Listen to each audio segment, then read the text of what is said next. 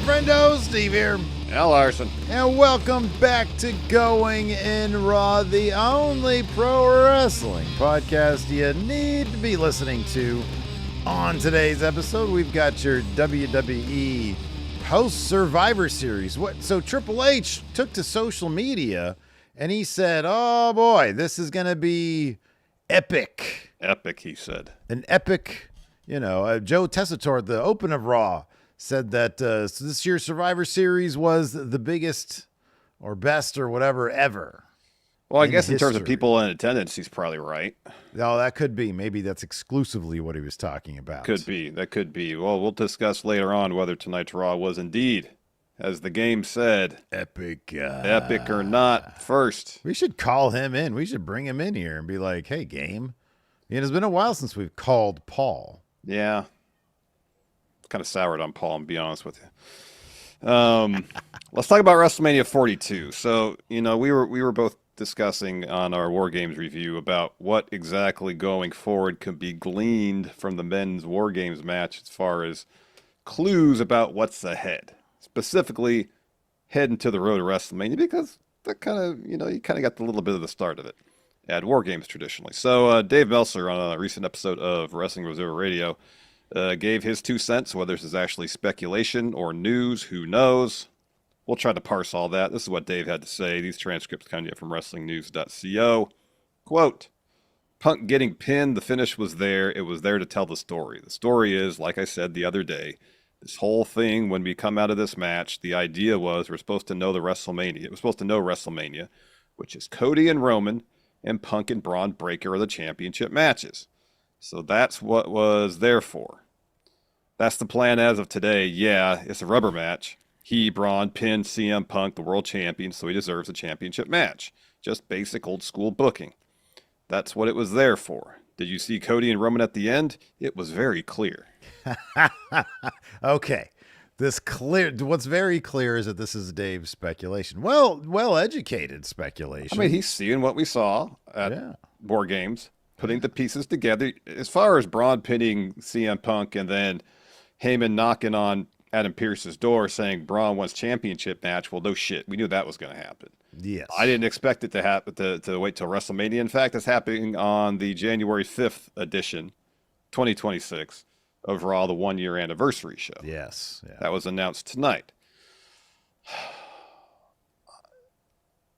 The thing with Cody and Roman seemed kind of weird. Yeah. Like, Roman was cool with Punk, even though Punk just got pinned. Mm-hmm, yeah. He's the one that took the L for their team, yet Roman seemingly had heat with Cody. I'm not going to team with this guy ever again. Yeah, but he didn't even say it in a way that, was menacing or threatening. Oh. There was really nothing there. That was our central premise of Survivor Series is there was no there. There was nothing to grab onto. What Dave is saying here is just like the sequence of events. And it's like, did you see Cody and Roman? Because there was a very small bit of conversation, which, hey, you could totally say. And on top of that, that's the title that Roman has history with. Mm-hmm. So maybe the idea is, it'd be weird if Roman all of a sudden was like, I'm going to go after CM Punk. I'm just sitting here thinking, well, it's a nice, fresh matchup. And Punk is the one who started yammering away about who's he talking about? He's talking about me. He's talking about you. Talking about you. Talking about me. Yeah, exactly. And maybe Cody's silence was everything. Maybe Cody knew that he was talking about the Cody title. But when they had talked about Braun Breaker and waiting on, hey, we're not going to deviate from the plan of crowning Braun Breaker as world champion. I think that it's entirely possible that we get to January, something happens on that Raw on Netflix that precludes Braun Breaker from winning the title there, and then he wins at a Mania. Now, as it pertains to at least one element of all this, Larson, the masked man scenario, no sign of the masked man, although plenty of mentions of him. Adam Pearce seems to have a good old-fashioned mystery on his hands. Who's the masked attacker? Larson has a theory. I do. So one thing that was brought up a couple times on Raw tonight by Adam Pearce, and then he sent referee Eddie Orengo to investigate the backstage area to find out if anybody saw anything out of the ordinary as it related to Seth, because apparently Seth was backstage in kayfabe at War Games without a sling. Now, Adam Pearce was not convinced that Seth, this soon after his injury, even without sling, could so easily scale the cage. That's why he wanted the investigation. So with this title match set up on January 5th, I'm not saying we won't see Masked Individual before then. I'm pretty damn sure we will see Masked Individual at that show. Now, it could be a situation similar to War Games where that Masked Individual, Austin Theory, attacks CM Punk again, directly helps Braun Breaker win the title, or attempts to attack CM Punk again. In the midst of that attempt, CM Punk unmasks Masked Individual, revealing him to be Austin Theory. Now that could lead to a wonk finish, or again leading to Braun winning the title. And then because here's the thing, I kind of feel like Braun has a pretty decent chance of winning on the 5th because he got Elimination Chamber in Chicago. Punk wins Chamber, gets his rematch against Braun. Masked Individual comes to the ring at WrestleMania, except this time it is not Austin Theory. It is, in fact, Seth Rollins. Seth costs Braun the title, helps Punk win it back. Okay. All right. So everybody write this down. On this date, December 1st, about 7:45 p.m. Pacific. Yeah. If all this plays out, yeah, give me credit. Give you credit. All right. Sure. All right. Well, I'm not going to write that down, but we shall see what happens there. Well, in your timeline here, where would Masked Man be unmasked? Oh, I said January 5th, Netflix. Okay. So that, yeah. okay. All right. Okay. Yeah. I mean, it's only a month away. I do kind of feel like, given that tonight they started this whole "who is it" thing, instead of just like having him come out in the very beginning and then and having him like take the thing off, and instead they're starting an investigation. I think a month sounds about right. Yeah, that sounds fair. It's just my thing is they really need to nail the execution of this and give Masked Man maybe a couple things to do between now and then so that like there's something there. Right now, if he just took it off, it's just Austin Theory. Last time we saw him, he was with Grayson Waller, or I mean, they were sort of breaking up. Yeah. And so it's like, okay. In the background of another shot, yeah, they were breaking up. Yeah. Right. Yeah. And so it's, I think, didn't he get injured on an episode of Main Event? Something like that, yeah. So they would need something substantial for it to be a surprise because like right now, just on its own, you know, okay. So when Solo Sikoa was Masked Man and he unmasked at right there, boom, at Clash in the Castle, they didn't wait. He did the thing. He took off the hoodie and it was Solo Sikoa. It's like, oh, a new member, a clean slate. Like, yeah, we know he was the guy in NXT, but now he's in the bloodline. How is this going to play out? And much of the audience probably didn't know who he was. And so it's like, okay, interesting. Austin Theory already has plenty of history within WWE. So it's going to be like, oh, this guy? Okay. All right. Oh, okay. So I'm kind of curious how they're going to go about, unless it's just he unmasks, does whatever he's going to do to help the vision. And I mean, if your Rollins thing is correct, that could be interesting. There could be some history. Well, there is history there between Rollins and Theory because Theory was in a Rollins faction before, and they've had other history as well. So yeah, I mean that could be interesting. I really hope that they do their damnedest to give us some story with Austin Theory. Once he unmasks, there's got to be a whole lot of what comes next, you know? Yeah, there's got to be a very clear indication as to why. Yeah. I feel like the why is important. Yeah, right. Yeah, that's big. That's huge. That's huge. You just can't have him show up in a surprising fashion, whether he is unmasked or unmasked himself after Braun wins the title, maybe, whether it's at the January 5th Raw or at Mania, whatever. You have the moment, but what's really going to make it impactful or not is the why. Yeah, and that's sort of my point too is, you know, okay, so when Becky was Mass Attacker, oh, that made all the sense in the world. That like that was everything. Like, oh, that's kind of cool. Like, that's really neat. The why is already there. Austin Theory's been doing dick for a very long time.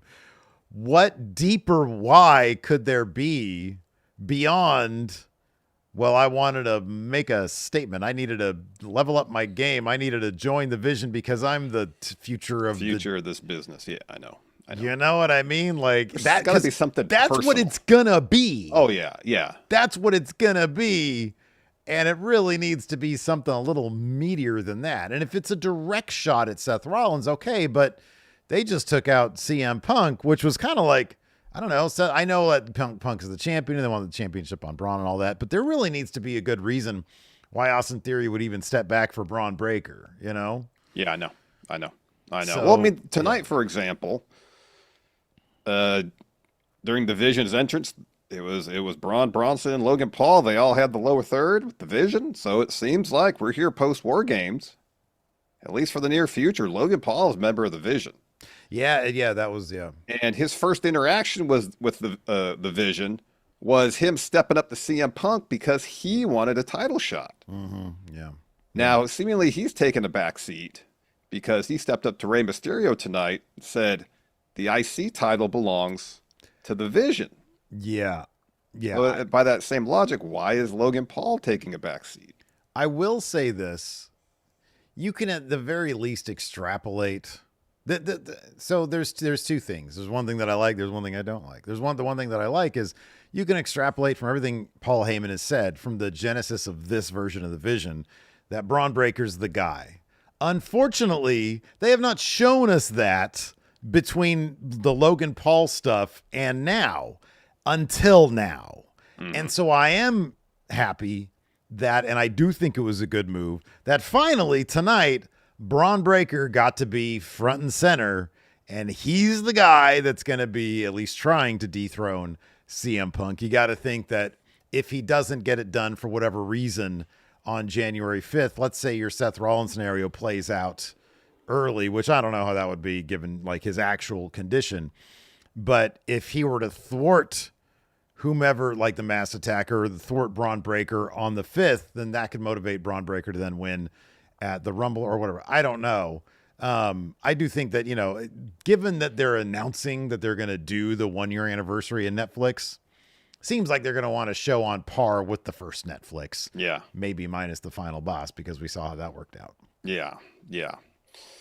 Elsewhere on Raw tonight, we have our finals of the Time Last Is Now tournament for Cena's final opponent at December 13th, Saturday night's main event. We expected Gunther to advance. He did in a really good match against Solo Sikoa. That for a few moments had me second guessing whether Gunther was actually gonna move on. Yeah, for kind of a moment out on the outside with Tala Tonga getting involved. Yeah, they kind of had me going. And then opposite him will be yeah, LA Knight. Yeah, punishment over. Unpunished. Never was a punishment. Oh, man, there was a punishment there, man. There is totally punishment. Yeah, but I will say this, though. I'm not necessarily certain punishment is over, simply because it felt like this match was more... The outcome, I think, was more to serve Jey Uso's story as opposed to do anything to elevate LA Knight. LA Knight's going to be chum for Gunther. He's going to be fed to Gunther. But Jey Uso, on the other hand, had he had a crash out. Yeah. And I fully expected him to start yelling at some fans, but he didn't quite do that. I thought he was going to go into a little thing. Instead, he just, wrecked the Prime Station, wrecked a bunch of stuff, and then was getting kind of, snarky and short with Jackie when she tried to interview him. Mm-hmm. And he was like, but then again, he did a babyface thing. He said, I got one person to look at when it comes to this, and that's me. Yep. So that'll be interesting to see where it goes. But yeah, LA Knight versus Gunther, they'll put on a really good match. But I don't know. I don't know what yardstick I would need to see LA Knight reach in order to know that he is not being punished now. Yeah, I don't know either. I don't know. So yeah, I don't know. Maybe like a promo, like he shows up on Raw for an actual promo. Yeah, he hasn't talked in a while. That'd be the honestly start. Just sort of like be involved, do something. Yeah, do something of consequence. A story like the A story, maybe. Yeah. Anyways, hey, we have a sponsor for the show this week, so we are going to talk about them for a moment. Let's do it. This episode of Going in Raw is sponsored by Aura Frames. Every year, it's the same thing with old Larson. I try my best to find thoughtful gifts for everyone, but then I wait till the last minute and panic buy a bunch of gift cards. But I'm here to tell you that you don't need to get caught in that same cycle. Skip the panic and gift an Aura frame. Last year, I gifted my parents an Aura Carver matte frame preload with pictures of the family, and they absolutely love it. I actually grabbed that one that you gave them, and I pre-programmed a bunch of my pictures in there too. So I'm sure they're extra happy with that. In fact, I also gifted myself one. As you guys remember, my poor pup Gypsy passed away late last year, and so I got an Aura frame. It's been there ever since. Tried and true, picture after picture after picture of my precious dog right there. It's awesome, and I'm never getting rid of it. With Aura Frames, you can effortlessly share unlimited photos and video by downloading the Aura app and connecting to Wi-Fi. You can even add a personalized message before your frame arrives.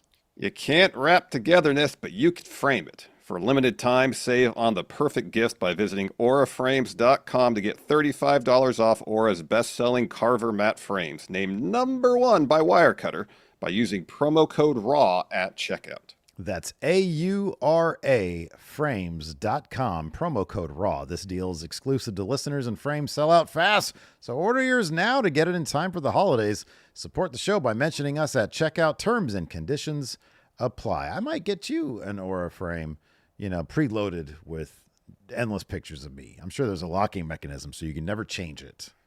I wish I had a video of that moment where, you asked me what my score was. We played basketball, and I said 21. Then I made the shot that made it 21. And I had video of that. Load that. And that's the only thing on the frame for you. And just play that in a loop. Just on a loop. We should be recording these things, man. Anyways, so let's dive into real quick. Larson, what day is it today? December 1st. It's the first of the month, which means cash your checks and come up. You do that. You got to do that. Because Bone Thugs told you to do that. That being said, one thing Bone Thugs didn't mention is the brand new Predictions Challenge month. That's right. We've got the Saturday night's main event, the last Cena time. And then we've also got the World's End. World's End's been announced, right? Yeah. It's 27th, I believe. Okay. Yes, it's right there. Just making sure. Did they talk about it at all on Dynamite? Did you watch Dynamite? No, I haven't. I'll watch it tomorrow. Okay. There's some good stuff going on there. I don't know if I finished the show, but in any event, we got World's End allegedly coming up. And so those are going to be the two events for the December Predictions Challenge. Your last chance to get in on next year's Tournament of Champions. Very exciting. Got the Tribal Chief bootleg title. Wow. It's very heavy from Pakistan. It's going to cost $1,000 just to ship this.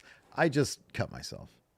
Oh, no. Yeah, that's not good. All right, go get yourself a Band-Aid, yeah. I'm going to get a tetanus shot. And so anyways, that's going to be the prize for the Friendo tournament. Plus, I'll probably come up with a cool basketball jersey because I like the basketball jerseys because then I could buy one for myself as well. Oh, you got a whole collection of these exclusive basketball jerseys. They're supposed to be one of ones. I got to make sure they look good, Larson. I got to make sure the quality is there. And so yeah, the December Predictions Challenge. The way you participate, of course, is by going to patreon.com/Steven Larson or clicking on the Friendo Club set up there, or you can click join right here, youtube.com/Steve and Larson. And then, yeah, that's how you do. You also got access to our bonus episodes. You and I this week, we need to do that. Oh, we should, yeah. And then also the question threads for the shows. So get in on that. Click join or go to Patreon. So let's talk about Raw. Let's talk about Raw. So the first thing I got here is about Braun getting that World Heavyweight title shot, January 5th episode of Raw on Netflix. Kind of seemed like a huge deal, but also kind of predictable based what happened at War Games. So let's back up a little bit. They're going to do this every year on the first Netflix. I wouldn't be surprised because there's not really. I mean, if they continue the pay-per-view schedule as it is now, there's not a pay-per-view. It's kind of like their old day one pay-per-view they did. Yeah, it is. Like once or twice. So we're backstage with Adam Pearce. He's on the phone with Aldis. Ivy Nile walks up, talks about she wants a title shot against Maxine. And Pearce says, you don't need to sell me on it, but I got to figure out the details. and you can have the first crack at her title. And Ivy says, tell her she can train all she wants. It's not going to matter. So Heyman walks up with Braun, and Pierce says, unless you're talking about who you put under the mask, then we have nothing to talk about. And Heyman says, why is the Constitution, according to Adam Pierce, that I am guilty until proven innocent? Says, I have no idea who is under the mask. Braun Breaker pinned your world champion, CM Punk. I think we have a lot to talk about. So a little bit later on, Pierce huddles up right next to a camera. The camera's just so deep into them. It's like, if at any time, like, can you just at least make exceptions for conversations that clearly need to be in private? This is like fucking, like a deep throat conversation here. Yeah, no. There's just a broadcast camera on them. Anyways, I know it's the conventions of pro wrestling television. It's silly. So Pierce is backstage with the ref, Eddie Orango. He's like, don't trust Heyman, or whatever he says. I hear Seth as well. So this is kind of interesting. Everybody seems to talk about hearing about Seth walking around.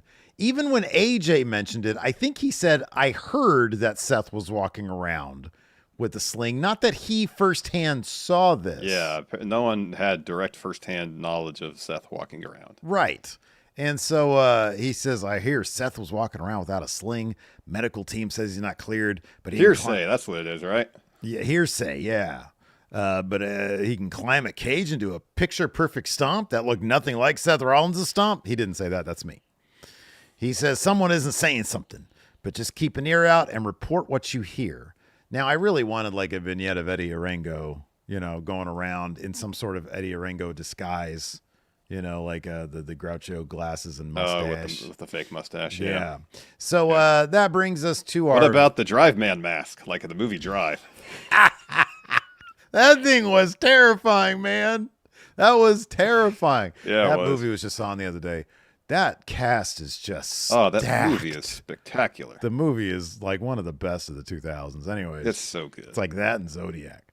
So Heyman and his crew come out for their fucking long ass promo. He shouts out the other people in War Games. Why? I don't know. Nobody did anything.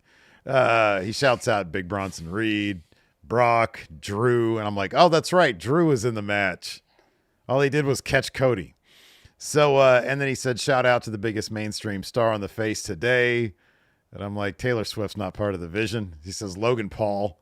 Yeah. He says, shout out to the WWE for listening to your wise man. Because on January 5th, on the first Netflix anniversary, your world heavyweight champion, CM Punk, will defend the title live and lose to the uncrowned world heavyweight champion of the world, Braun Breaker. So Braun gets on the mic. He's like, hey, I'm a little upset. Not because of where we are, because of Hooded Guy, Batman, whoever it was, tried to ruin my moment. I'm also disappointed how easy it was to pin CM Punk. He says, I thought I had to reach into my bag and find this courage and go to a different level. I've never been to before. Guy faced so much a piece of soft-ass bitch.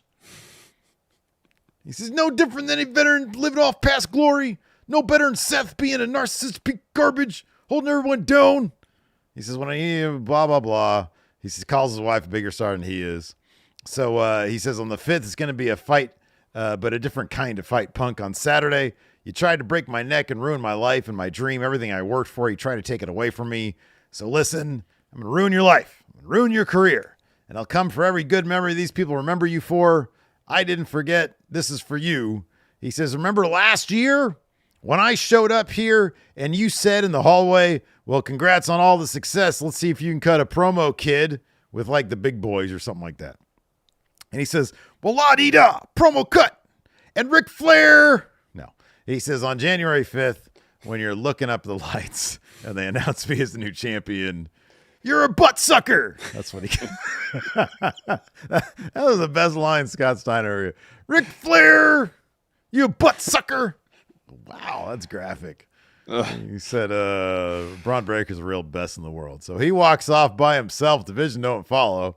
They're just shocked by how good this promo was. Yeah, it was solid. It was solid. Yeah, it was a really good promo. Braun's ready, solid. Man. He's ready. Well, I need to see more than just one promo to make me believe that he's ready. Oh, I've seen enough. I've seen enough. He's ready. He needs to throw the term butt sucker in there a bunch more. Or at all. Yeah. I'd be happy with that.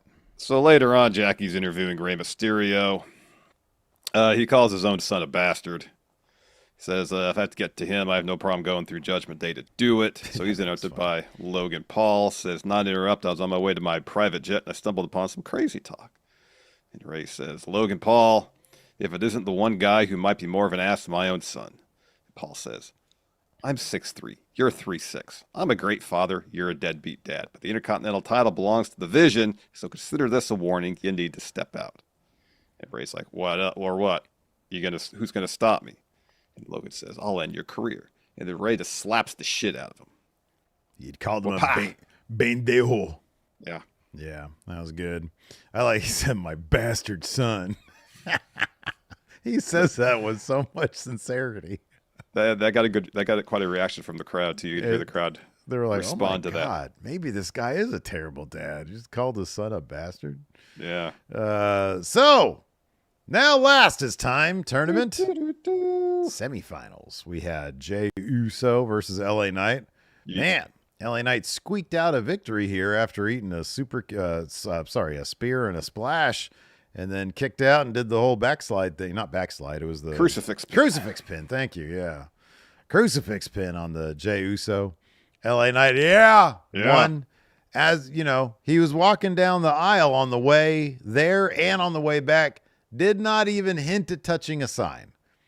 So that's all we need to know. You can get out of jail now, okay? I guess he so. learned his lesson learned. Seemingly. So Jay's sitting in the ring. He's upset. He gets out, starts tearing shit up ringside. Tosses the prime stand, steps, chair, and then he heads to the back. And later on, we see him. He's dejected back there, and Jackie's trying to get a word with him. He just keeps ignoring her. And she asks about Braun being number one contender. And he says, I don't give a damn about Braun or the Vision. A lot of people in my head need to get out. The only person to blame is the guy in the mirror. That's what I know. Roman said it best. Those titles look best on his shoulders, not mine. Mm-hmm. Jay resigning himself to back in tag team purgatory, evidently. So much doubt. So yeah, man, that's sad. He was great though, because he was after the loss, he was in the corner, slumped down, and it was just like, oh, sad Jay. I've seen this guy before. Yep. He's going to start doing this now. The ironic thing is, as soon as if he does go bad, the people are immediately going to love it. I know. That's how that shit works. Yep. Fickle. And the other semifinal bout, Gunther versus Solo Sikoa. This was a really fun match. Holy shit, this had the crowd going. And hats off to whoever's producing this tournament, because for the most part, the matches have been really good, given pretty much all the matches a lot of time. Mm-hmm. So they're making the tournament feel like it's something based on that alone. Yeah. So down towards the finish, Gunther ducks a spike, locks on a sleeper. Solo makes it to the ropes, rips off the turnbuckle pad. So the rest putting that on. Tala Tonga tries to interfere, and Gunther knocks him off, but eats a boot. So Solo goes to the floor and setting up for a spike. Ref catches him, which is weird because why he didn't DQ Solo, because Tala Tonga had Gunther by the arms. Yeah, but he wasn't actively striking him. I don't think that matters. I think you could, if you have your hands on someone in the match, that should be it. Well, the ref's discretion. You know, the ref is like, well, let me just scold them. I might have to kick this guy out. Oh, I got an itchy nose. And because I want to see this thing to an actual conclusion. That could be at ref's discretion. So the Gunther boots Solo, low blows Tala Tonga with the back kick, and then takes Solo's spiking thumb, slams it on the apron. Yeah. And so the ref is distracted by Tala Tonga trying to get him out of the ringside area, and Gunther looks, shrugs, and then kicks Solo Sikoa right in the front area. Follows with the powerbomb to get the win. Were you a fan of the low blow from Gunther? I was. He's doing some of the sports entertainment type stuff now. Yeah. You know, he's like, well, this guy tried to use his guy. See, I don't mind it. Even though Gunther is, I guess, a bad guy. I don't know. He's just Gunther. I like that, you know what, Solo was going to use somebody on him. So, fuck it. Ref's not paying attention. That's on him. Let me go ahead and just put calf or shin, rather, to balls and dick. Shin bone right to shin bone, just front to the area. Fucking whole package right there. So then LA Knight, who at this point had already showered and changed, comes to the ring and they talk some crap. And he says, I don't give a goddamn what you do until Friday, but I'll see you soon. Yeah. They bleeped that guy without even a mic. It was like camera audio picking it up. Yeah. And he said, I don't give a good damn. So yeah, he's gonna totally lose. But Probably. I mean, if he wins, then it's like, holy shit, he is definitely not unpunished. No, he is definitely unpunished. Yeah, unpunished. He is Or never definitely was not punished. Maybe they just kind of kept him laying low, so it was all the more of a surprise. Nah, this is definite punishment. Anyways, Liv, her first appearance on Raw since coming Watch back me. at War Games. Watch me. Says, Watch me. Put the entirety of Raw on notice. So Dom comes to the ring with the rest of Judgment Day. Dubs himself the greatest of all. He says, I beat the greatest of all time. So the greatest Mysterio, the greatest Luchador, the king of the Luchadors, and the greatest Intercontinental Champion. But I couldn't have done this without Judgment Day. So he gives props to JD and Finn and Roxanne and Raquel. And he says, there's one person in particular I could not have done it without. Welcome back, Liv Morgan. Her music hits. Watch me. Live music. Watch me. Somebody had a really terrific Dom Mysterio sign too. It was like a drawing of Dom, but it was like a really sad sack looking Dom. Oh, the best sign was whoever had the giant EO head with the two hands that were doing the that was good too. Yeah, the finger that was pointing. awesome. That was great. Whenever they can get movement in a sign, Exactly. I love that. So Liv comes to the ring. She says, I'm back. I bet you didn't see it coming, but guess what? Guess who else didn't see me? John Cena should have watched her. Watch her. John Cena. So Dom says, we knew John Cena was going to figure out our plan, but once that failed, we played the ace up our sleeve. I got back my two favorite things. My Intercontinental title and Mia Moore, Liv Morgan. Mm-hmm. And Liv says, I missed you so much. Raquel, it's been too long. Roxanne, it's great to see you again. But since I've been gone, I've been hearing some things. I've heard that Judgment Day is weak. I've heard that Judgment Day has lost some gold and they're falling apart. But that changes now because Liv Morgan is back. The Judgment Day is back, and we're coming for everything that is ours. As of now, the Judgment Day officially runs Monday Night Raw. And oh, Dom, one more thing. Wapa! Slaps him. Yeah.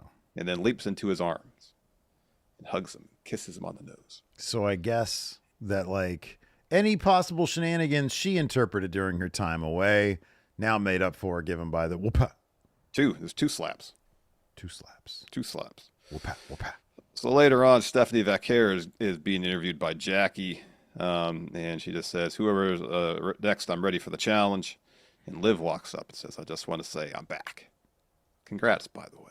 So I love this dynamic because as we see at the end of the episode, Judgment Day is like, it's a very unconventional type faction.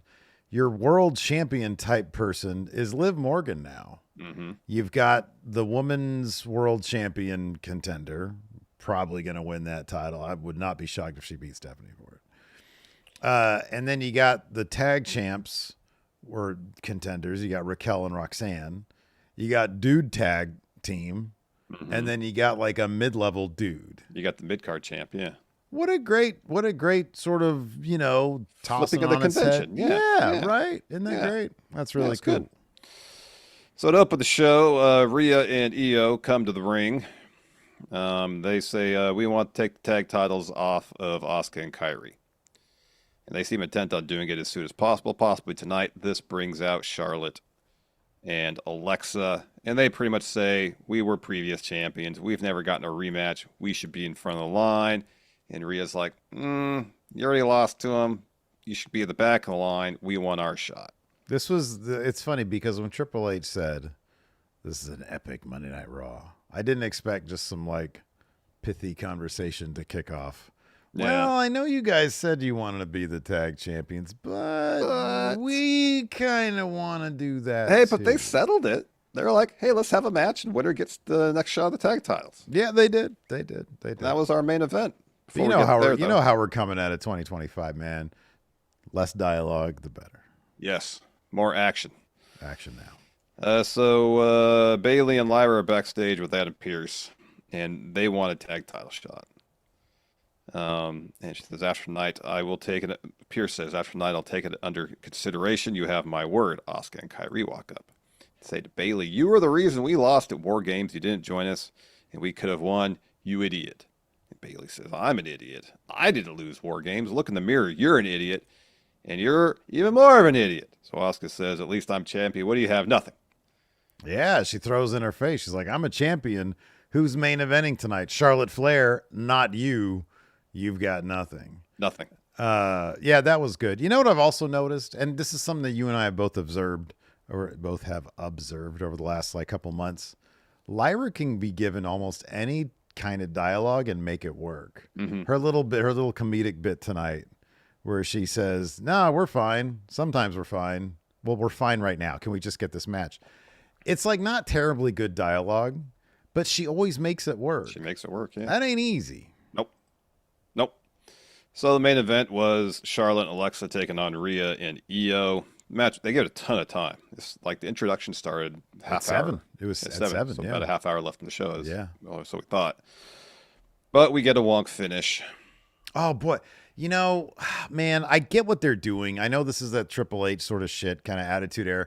How many wonk finishes were there during the Attitude Era? But it was sort of made up for by the fact that everybody would come down there, and then it'd be a big brawl. People are booing the shit out of this because this match is fucking awesome. It was really good, I know. And they really wanted a winner. And Yep. I don't even necessarily think the crowd cared who would have won. And I get the point is it's open. It's anybody's thing. They're probably going to do a big multi-man. I don't know what they're going to do. Yeah. It'll be Asuka and Kyrie, Charlotte, Alexa, Rhea, Io, Bayley, Raquel, Lyra, Roxanne. and then Yeah. probably Raquel Right. and It'll Roxanne. be everybody. And I get that. They don't want anybody to be the number one because they want to do everybody.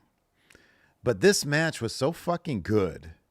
And they had actually built it really, really well. It's funny because sometimes you do a wonk finish where the match hasn't really been built all that well. It's sort of built for a wonk finish. This match actually felt like it was being built for a finish. I know. And there were several false finishes. It was like, oh my God, this fucking match. And then they come running down and they wonk it. And it's like, oh, and the crowd was like, oh. I know. So afterwards, Asuka and Kyrie are beating up everybody. Bayley and Lyra make the save. They run the ring. And then Liv, Roxanne, and Raquel hit the ring. Eventually, Judgment Day lays everybody out. And then the show ends with Raquel and Roxanne holding up those tag titles with Liv raising their arms. This actually felt like a build to War Games.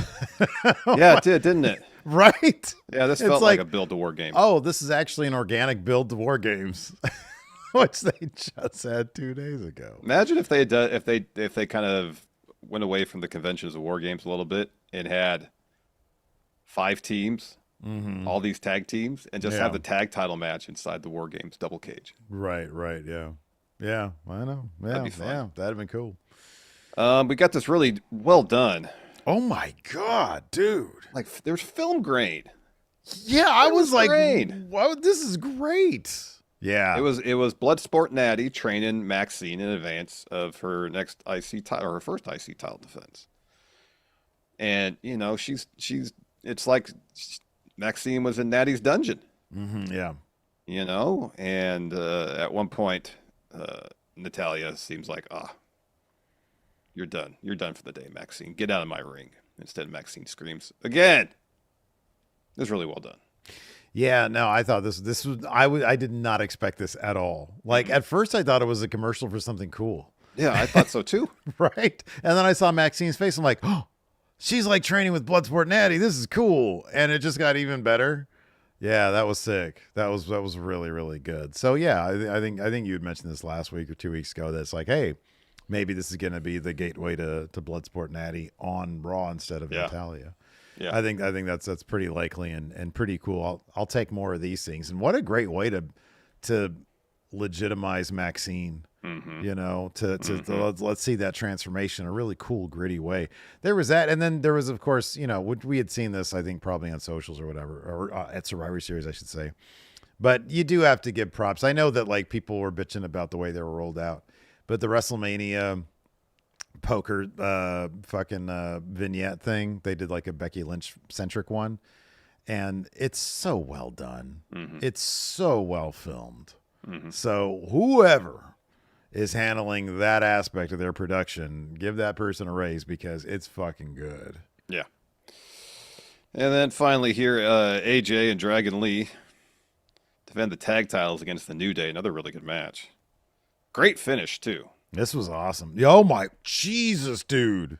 Yeah. The fucking double stomp. So like Kofi is draped over the top. Like Woods and Grayson Waller, I think they were about to be taken out by Dragon Lee Suicide dive. after this. Yeah.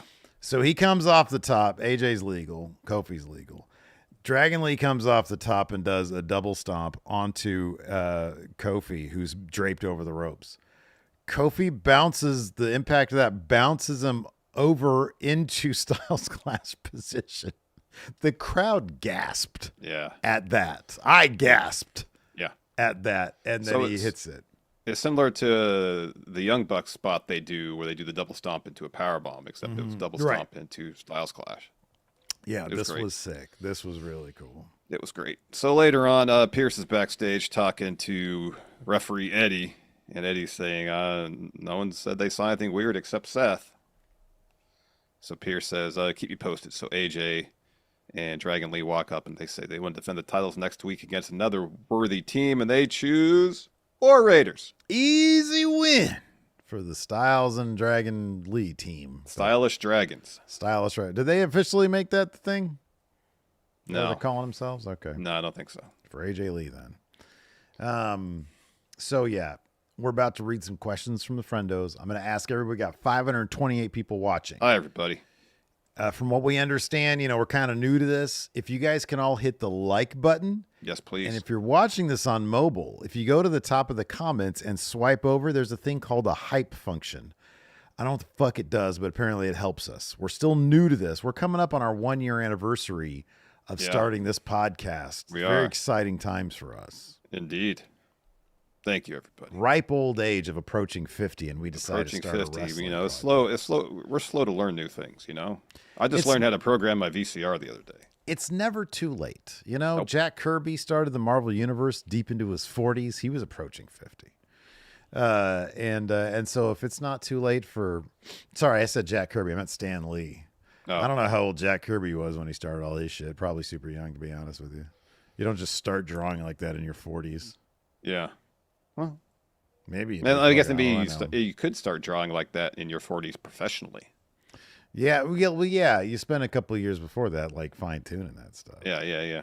So Alexa Bliss Gamer says you can only hype a video, not an ongoing live stream. Garbage. See, we didn't know that. Thanks for I still think it's still weird they hide the hype functions. That is so strange. Like, we don't really want you to know about this. Yeah, I know. Like, could you imagine?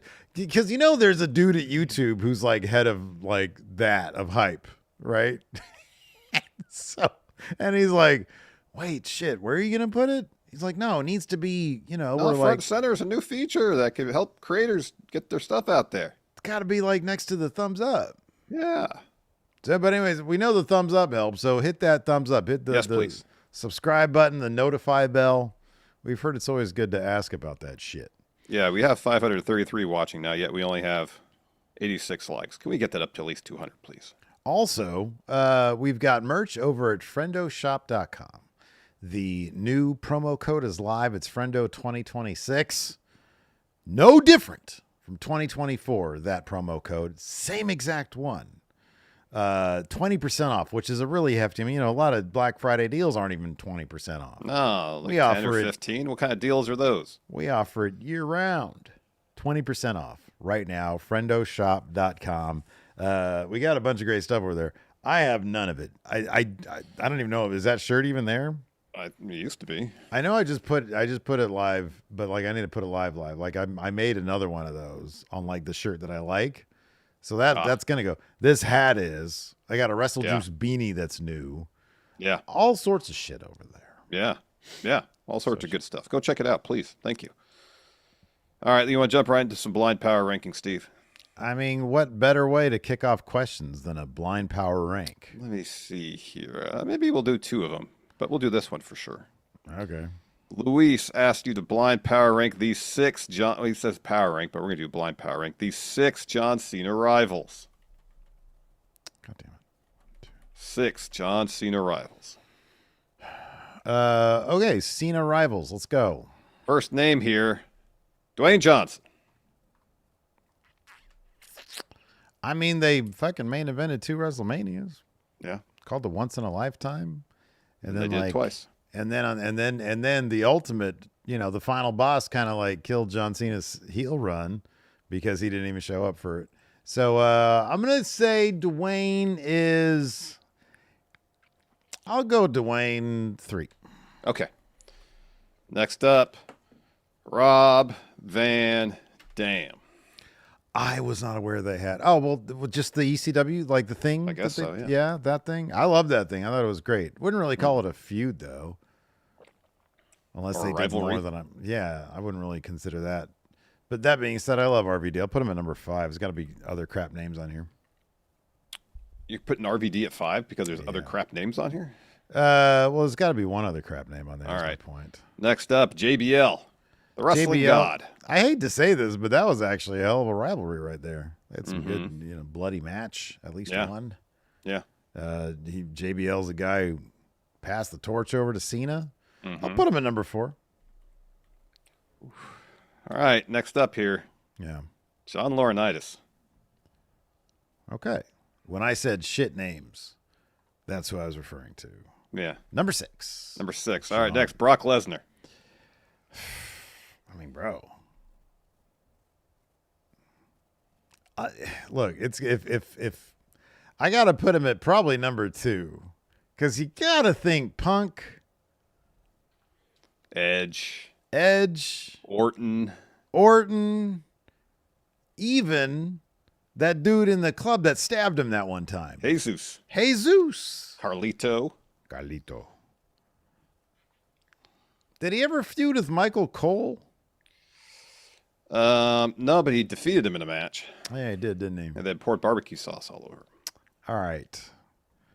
I mean, the most infamous match in his career might be the Brock Lesnar match. Came up together in OVW. Yeah, so you putting Brock at 2? I mean, I don't know. Like unless if Punk is next, then Punk's got to be 1. But yeah, fuck it. I'll put Brock at 2. Who you got last? Kevin Federline.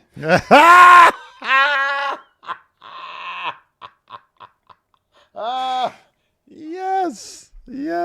Of course he's number 1. We haven't done a blind power rank in a little bit. I don't think. Out of practice, I think. I can't really claim I nailed that one. Let's just move on. No. Jesse Helsius wants to know what's the best Christmas time song. It's David Bowie and Bing Crosby. Oh, Little Drummer Boy. If any version of "Oh Holy Night" comes on, I stop and listen to it. Okay, yeah. That melody is so good. Yeah. The melody of that song is so good. Yeah. Trying to think of other good ones. I mean, there's a bunch I love all the old school shit, the old crooner shit. Yeah. I could listen to that stuff all day long. Yeah. Not all day long. Yeah. Good enough. Yeah. At least for a good half hour. Yeah.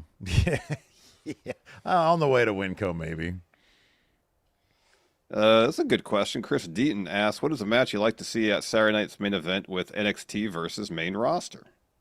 That's supposed to be the setup for all the other matches outside of Cena's retirement match. All right. Obafemi. I'd like to see Obafemi.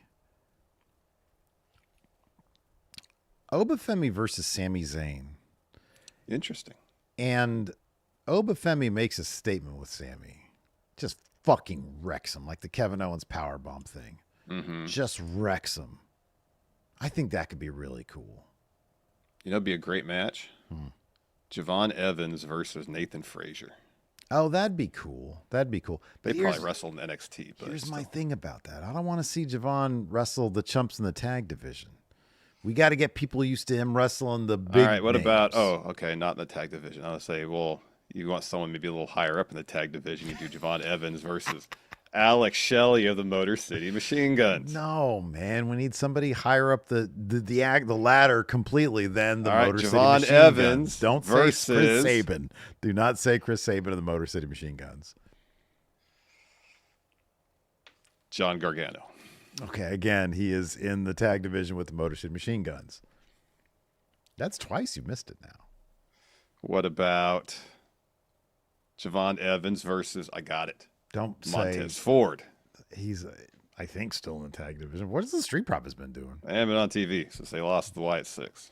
But Well, yes, that'd you're be right. good. Street Profits are also in the tag division with Motor City Machine Guns. You know what I'd love to see? Javon Evans versus LA Knight, because LA Knight's being punished. Therefore, Javon Evans would win. Something the Motor City Machine Guns have not been doing lately. No, Jabroni Town wants to know: is there a world in which LA Knight beats Gunther on Friday? You know, if the multiverse is infinite, then mathematically you think there's got to be at least one. If Brian Gewirtz was inserted as Rock's guy because Rock won the big backstage the power struggle, yeah. war of 2023, then yeah, I'm going to say Brian Gewirtz would have LA Knight beat Gunther. Gunther. Yeah. Let's see here. Finn Gardner says it has to be Liv versus Vaquer at Mania, right? I can see that happen. Yeah, I could totally see that happening. Yeah, I think Liv's going to win that thing back. Might even be as soon as Liv will probably win the Rumble. That's what it's going to be. I could see that. That makes sense. She's got that thing now, you know? She's got the thing. Got She the front and does. center thing. Mr. Sinister says, so we didn't get an update on who the masked individual was, but I saw online that maybe it could be Montez Ford. I would love it if it wasn't Austin Theory, just for it to be a real good surprise. I would be totally fine with that. Oh, wow. Wow. Eduardo Morales with the super chat says, this Friday will mark 1 year since WrestleVotes reported Finn Balor set to have his 2025 push. And yet nothing happened. Damn it. I got to find it because they're doing, I think they're with Fightful doing like shows now. They are. So like somebody needs to go. I can't because it's unprofessional for me to do it. Oh, it's true. And I don't, I could get a burner. I want one of the friendos to go ask WrestleVotes what happened to Finn Balor. Yeah, what's the story behind that? What's the story? What did he do? Is he being punished? Maybe Finn's been the one that's being punished this whole time. Maybe. That could be. Josh M says, will Dom have to improve his in-ring work to go along with his current character work? Both his dads could put on 5-star matches any day of the week, and Dom is currently not even close to that level. I mean, there's been wrestlers who are far worse wrestlers than Dominic Mysterio who have main evented WrestleMania. You notice has there ever been a father-son NBA duo but like usually if you have like a legend, I just saw a video. I watched a video about this. Usually if you have a legend, their offspring, try as they may, can never live up to that. Or in the case of Del Curry. Yeah, right. And Steph Curry. Yeah. Del was a good NBA player. He was solid, but Seth is by the end of the day, Seth might be a Mount Rushmore guy. Yeah, dude. Steph might be an all-time. Yeah. God. Yeah. That's kind of crazy that nobody ever, it's like,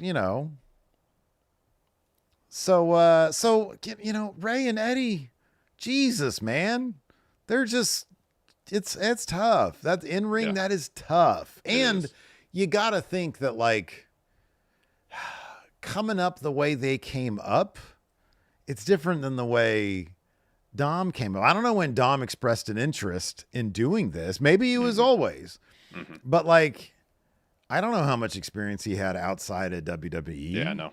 He was like kind of immediately thrown in the deep end. Ray and Eddie were probably wrestling from like 12 locally for fucking 6 years before they, you know what I mean? Like, they get started young and they go through it. Yeah. So it's kind of an unfair. That being said, I'm not going to say Dom is the personality of Eddie yet, but he's got the potential to be the personality of Eddie. He really does. The character stuff is there. Yeah. We still have about 500 people watching yet, only 114 likes. Can we get to 200, please? Gotta get those Take about likes. half a second to go click that thumbs up button. Didn't take any time at all. Up. And if you're watching this as a video, which I don't even know if like a previous live stream you could do the hype thing on. Here, I'll find out. But if go to the previous live stream. Let's see here. Dave Matushek says, with Becky Lynch, because she had put this on socials, boycotting Raw in kayfabe. What other wrestlers should do this type of practice future storylines? LA Knight should have claimed to have been boycotting Raw. Yeah, you can hype a previous live stream. All right. So if you're watching this in the VOD, video on demand, hit that hype. Do the hype. Just get hype. Don't get hype. Stay hype. Would you like to? Okay. What would you What rather was that question? do? Sorry. Oh, what other wrestlers should protest and boycott their program? Well, if LA Knight was getting punished, he should. Well, that's what I was saying. He should do that in Oh, socials. sorry. Yeah. Seth Rollins should, because someone else came out there and tried to impersonate him. That's good. That's good. All right. Which would you rather blindly power rank? Fictional clowns or Pearl Jam songs? Pearl Jam songs, of course. How many? 7. This comes to you from Chicken Nugget. Apologies to Darius for the fictional clowns. Maybe bring the fictional clowns back on the next one. Yeah, We'll sorry. Get to that. If I hear Pearl Jam songs, I'm going to do it. I hope Dirty Frank's on this list. Well, you shall find out. All right. Are you ready? I'm ready. All right. I'm going to copy these, paste them over here so I can keep track. All right. Number 1. This would probably be my last, but I'll throw it to you. Better Man. I fucking hate that song. I don't mind Better Man, but it's not my favorite. I'll put Better Man at Can't find baby. put it at 5. 5. The story about how they recorded Better Man is interesting. I won't get into it now, but it's something worth looking into. There's an interview that Brendan O'Brien notes? did with Rick Beato. Oh. Where they talk about it. What's the clip notes? Essentially, they didn't feel like they got it right. They could get it right in the studio, so the take that's on Vitology is part in studio and part live. Interesting. Boy, they were right, though. They could not get it right because it sucks. Next up. Yellow Lead Better. Now, if you'd asked me like in 1994, this would be very high, but I've heard it so many times. Yeah, it's a great song. So many times. I'll put it at 3. 3. Next up. Number 1 for Dirty Frank. The one I hate slightly less than Better Man. Don't call me daughter. Can't be dirt. See, I don't mind Daughter. I've heard it too many times. I hate that song. You know, it's funny. I went to a Pearl Jam concert in San Jose at the San Jose State Football Stadium, and I was standing at the top of the bleachers watching the show. And they were playing Daughter, and people were still moshing to Daughter. Okay, that is funny. It's funny. That being said, I'll put Daughter at 6. 6 it is. All right. Next up. Oh, where can my baby be? Last Kiss. The Lord took her away from Steve. You know what? I'm probably much more lukewarm on this than a lot of people are. Yeah. It's a good cover. It's a good song. Yeah. I never seek it out to listen to it. Okay. Ever. I'm going to save my top 2 spots. I really want Dirty Frank at number 1. I'll put Last Kiss at 7. Next up. What do you have left? Oh, you got another 1, 2, and 4. Okay. Even Flow. Again, if you asked me in 1992, I'd be like, oh, Even Flow. Love it. Heard it too often. 4. Yeah, that would be low for me too. Dude. Just looking at the title of the song brings back so many emotions for me. It was my very first breakup song. It was Black. 2. That'd be my number 1 right there. Give me Dirty Frank at number 1. The final one is, in fact, Alive. Oh, all right. You know, if you guys are going to do Pearl Jam songs, you got to give us some deep cuts. There's a wealth of really bad Pearl Jam songs. If you want to really fuck with us, you got to give us some, like, I don't know, tracks off Riot Act. Mm-hmm. You know, Worldwide. I hate Worldwide Suicide. Oh, that's a terrible song. God, that song's so bad. It's so bad. Yeah. Anyways, what else do you have anything over there? Alex Foster says, if you could only speak in wrestling songs or lyrics for a day, what song would get used the most?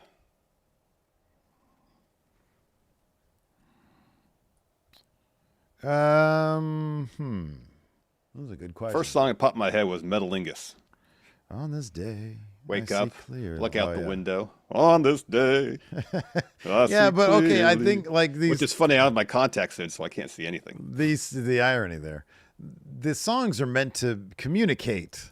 So like I'm trying to think as I go through my day, communicating. You know, wife says, "Hey, do you want me to get your coffee?" Well, then it's beginning of the New Age Outlaws song. There you go. See, okay, now you're on it. I'm at the gym, and I'm going to ask somebody if they're going to be done with if they're done with the equipment. They walked With away that from the machine. Yeah. Yeah.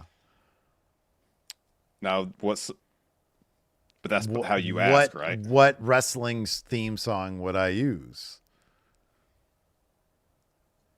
Well, it wouldn't be "Oh, You Didn't Know." Because What are the lyrics to Aleister Black's theme? No man is ever Is truly good. No man is ever truly evil. That doesn't make any sense. Doesn't make I any don't sense. know. No. I don't know. This sort of went off the rails. How would you go order some food at McDonald's? Well, that'd be tough. Are you using the app today, sir? Oh, you didn't know? Oh, you didn't know? Your ass better call somebody. All right, proceed to the second window.